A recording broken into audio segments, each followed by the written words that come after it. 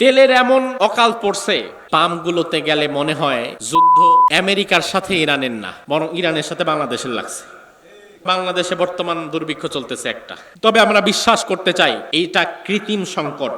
এই সংকটকে আমাদের সামনে পেশ করা হচ্ছে। যে পরিমাণ তেল প্রয়োজন আমাদের, ওই পরিমাণ তেল তো এখনো মজুদ আছে, কিন্তু তবুও পাম্পগুলোতে গেলে মনে হয় যুদ্ধ আমেরিকার সাথে ইরানের না, বরং ইরানের সাথে বাংলাদেশের লাগছে।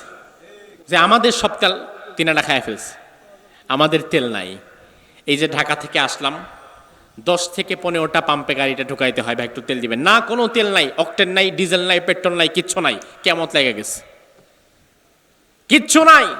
আবার প্রশাসনের লোক পাঠায় দুটো ধাক্কা দেন, দেখবেন তার মাটির নিচে বিশাল বাংকার বানায় রাখছে, ওখানে তেল ঢুকায় রাখছে 50,000 লিটার। তার কথা হচ্ছে যে কিছুদিন পরে তো কোনো একভাবে যদি তেলের দামটা বাড়ে, তখন আমি আমার এই কম দামের তেলগুলা বেশি দামে ছাড়তে পারবো। আমার ভাই, মানুষকে কষ্ট দিয়ে যে মজুদদারি আপনি করছেন, সর্বোচ্চ হয়তো এখান থেকে 2-4-5 লাখ টাকা কামাবেন, আল্লাহ চাইলে আপনার গলায় পাড়া দিয়ে আবার 50 লাখ বেরও করতে পারে।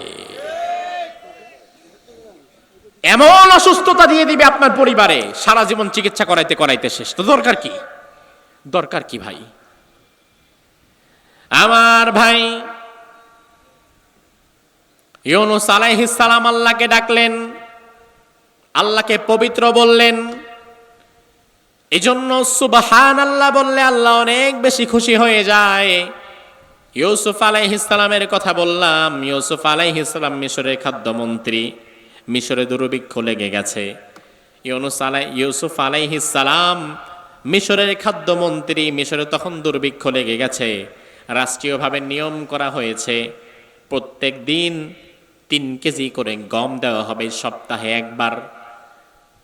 একটা পরিবারকে 3 কেজি গম দেওয়া হবে সপ্তাহে একবার। এই 3 কেজি গমের জন্য সবার বিশাল লম্বা লাইন। যদি আগামীকাল ঘোষণা দেয়া হয় এই মাঠে প্রত্যেককে 5 কেজি চাল দেওয়া হবে, তাহলে মাহফিলে যত মানুষ আসছে, মানুষ কি তার চাইতে কম না বেশি আসবে? ভাইঙ্গা সুইরা আসবে। 5 কেজি চাল তার খুব দরকার। অথচ এমন লোকও আসবে যার বাসায় 2 বস্তা চাল রিজার্ভ আছে, আছে না নাই? ইউসুফ আলাইহিস সালাম চেয়ারে বসে আছেন, তিনি পর্যবেক্ষণ করছেন। একে একে লোক আসছে, পাশ থেকে বন্টনের দায়িত্ব যার, সে 3 কেজি করে সকলকে গম দিচ্ছে। এক ব্যক্তি আসলেন, তাকে 3 কেজি দেয়া হলো। সে 3 কেজি গম ব্যাগের মধ্যে নিয়ে আবার বললেন, জিদনি, আমাকে আরেকবার দেন। ইউসুফ আলাইহিস সালাম তার চেহারা সুরত দেখে বললেন, নাই, আরেকবার দাও। দেয়া হলো। তাহলে এই ব্যক্তি পাইছে 6 কেজি। আবার বলছে, আমাকে আরেকবার দেন। ইউসুফ আলাইহিস সালাম বলে, এই আর দিও না, তাই তুমি আমার সাথে কথা বলো।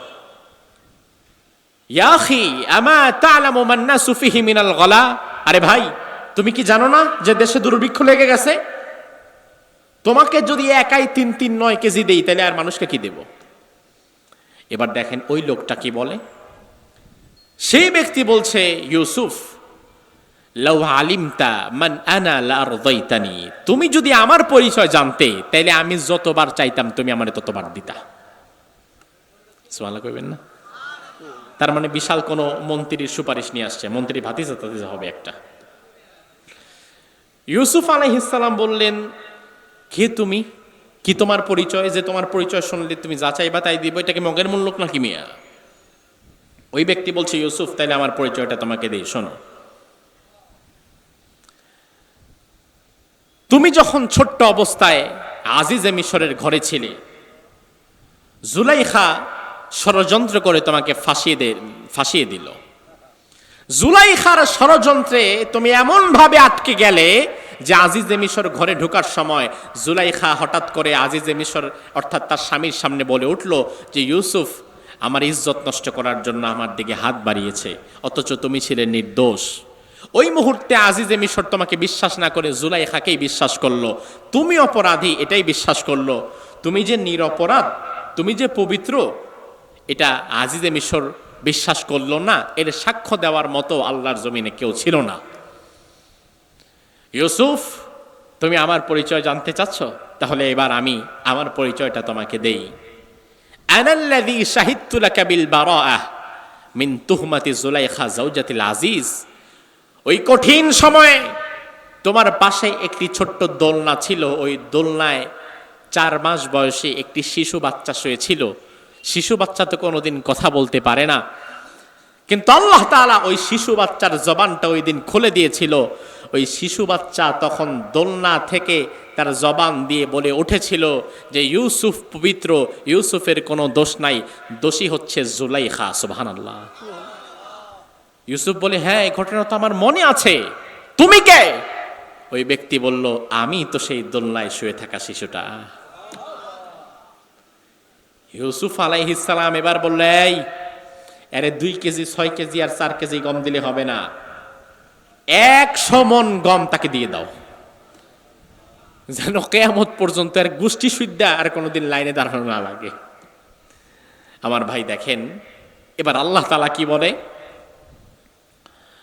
আল্লাহ রাব্বুল আলামিন ইউসুফকে ডাক দিয়ে বলে, ইউসুফ, জীবনে একবার তোমাকে পবিত্র বলেছে, এই জন্য তুমি ইউসুফ যদি তারে এতটুকু দিতে পারো, তাইলে এবার আমি আল্লাহর কথাটা একবার ভাবো।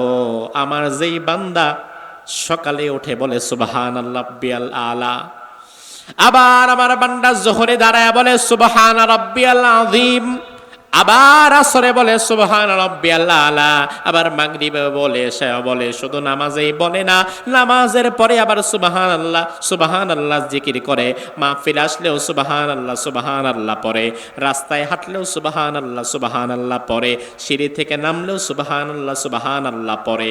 আমি আল্লাহকে পবিত্র পবিত্র পবিত্র বলে এত সাক্ষ্য যে দিতে পারে, জীবনে একবার তোমারে পবিত্র বললে তুমি যদি এত দিতে পারো, তাইলে আমার যেই বান্দা সারা জীবনে 1000 বার লক্ষ বার আমি আল্লাহরে পবিত্র বলেছে, ওই বান্দারে আমি কতটুকু দিব তুমি একটু বুঝে নাও। কতটুকু দিবে এবার আল্লাহর হাবিব হাদিসের মধ্যে বললেন, সুবহানাল্লাহ ওয়াল হামদুলিল্লাহ তামলাউল মিজান আও তামলাআনি মা বাইনাস সামাওয়াতি ওয়াল আরদ। আল্লাহর হাবিব বলেন, কোন বান্দা যদি আলহামদুলিল্লাহ পড়ে, সুবহানাল্লাহ পড়ে, রব্বুল আলামিন খুশি হয়ে দুনিয়ার মাঝে যত ফাঁকা জায়গা আছে, আরশের নিচে জমিনের মাঝে, জমিন থেকে আরশ পর্যন্ত যত ফাঁকা জায়গাগুলো রয়েছে, সব ফাঁকা জায়গাগুলো নেকি দিয়ে পূরণ করে তার আমলনামার মধ্যে তুলে দেয়। কত পুরস্কার আল্লাহ তাআলা দিবে। ইউনুস আলাইহিস সালাম মাছের পেটে ঢুকে আল্লাহরে বলতেছে, আল্লাহ সুবহানাক, তুমি মহাপবিত্র, ইন্নী কুনতু মিনাজ জালিমিন, আমি তো জালিম, আল্লাহ তুমি আমার একটু বাঁচায় দাও। আল্লাহ রাব্বুল আলামিন ইউনুস আলাইহিস সালামকে মাছের পেট থেকে উদ্ধার করে দিলেন। শুধু তাই নয়, আল্লাহ সাথে সাথে বলে দিলেন, ফাস্তাজাবনা লাহু ওয়া নাজ্জাইনাহু মিনাল গাম্মি ওয়া কাযালিকা নুনজিল মুমিনিন। ও দুনিয়ার ইমানদারেরা, শুধু ইউনুস নবীকেই আমি আল্লাহ সেই দিন বাঁচিয়েছিলাম, আমার ক্ষমতা সেখানে শেষ হয়ে যায় নাই। তোমরাও যদি জীবনের কোন প্রান্তে বিপদে পড়ে ইউনুস নবীর মতো আমি আল্লাহর একটা ডাক দিতে পারো, ইউনুসকে যেমন ভাবে বাঁচালাম আমি আল্লাহ তোমাদেরকেও সেভাবে বাঁচায় দেব। এই যে ইউনুস আলাইহিস সালামকে কোরআনে আল্লাহ তাআলা ওয়াযান্নুন, নুন শব্দ দিয়ে ডেকেছেন। নুনের অর্থ হচ্ছে মাছ। তো কোন মুফাসসির বলেন সূরা কালামের মধ্যে যে নুন, এই নুন দিয়ে হয়তো আল্লাহ তাআলা ইউনুস নবীর ওই মাছকে বুঝিয়েছেন। আসলে যে কি বুঝিয়েছেন এটার এক্স্যাক্টলি অর্থটা এক আল্লাহই ভালো জানেন। আল্লাহ রাব্বুল আলামিনের পরে বললেন, ওয়াল কলামি ওয়া মা ইয়াসতুরুন, কলমের কসম, ওয়া মা ইয়াসতুরুন, ওই কলম দিয়ে যা লেখা হয় তারও কসম। আমার ভাই, আল্লাহ রাব্বুল আলামিন এখানে যে কলমের কসম করলেন, এই কলমের কসমটা বড় দামি কসম। এই 30 পারা কোরআনে আপনি অসংখ্য কসমের আয়াত পাবেন। কোথাও আল্লাহ তাআলা ফজরের কসম কেটেছেন, ওয়াল ফাজর, কোথাও আল্লাহ তাআলা সূর্যের কসম করেছেন, ওয়াশ শামসি ওয়া দুহাহা, আবার কোথাও আল্লাহ তাআলা চাঁদের কসম করেছেন, ওয়াল কামারি ইযা তালাহা, কোথাও আল্লাহ তাআলা দিনের কসম করেছেন ওয়ান নাহারি ইযা জাল্লাহা, কোথাও আবার আল্লাহ তাআলা রাতের কসম করেছেন ওয়ান নাহারি ইযা জাল্লাহা।